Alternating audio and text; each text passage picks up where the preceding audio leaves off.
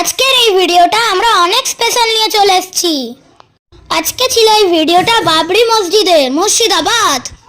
ওখানে গিয়ে দেখছি কিছু আঙ্কেল ভ্যানে করে ইট বিক্রি করছে। আমি, রোহান আর ওয়াসিম মামা 3টে ইট নিয়েছি। আর ইট যখন নিয়ে যাচ্ছিলাম তখন মনে অনেকটা আনন্দ হচ্ছিল। তারপর দেখো ইটগুলো অনেক ওয়েট ছিল। আমরা ভাবছিলাম বাবরি মসজিদের অনেকটা তৈরি হয়ে গেছে, কিন্তু না, এখনো কোনো কিছু রেডি হয়নি, কোনো ভিত কাটা হয়নি। আর ওখানে শুধু ইটের পাহাড় তৈরি হচ্ছে।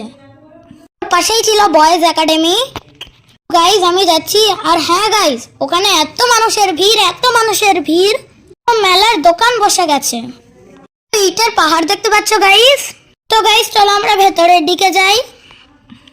লোক দেখো গাইজ, লোক দেখো কতটা লোক আছে এখানে।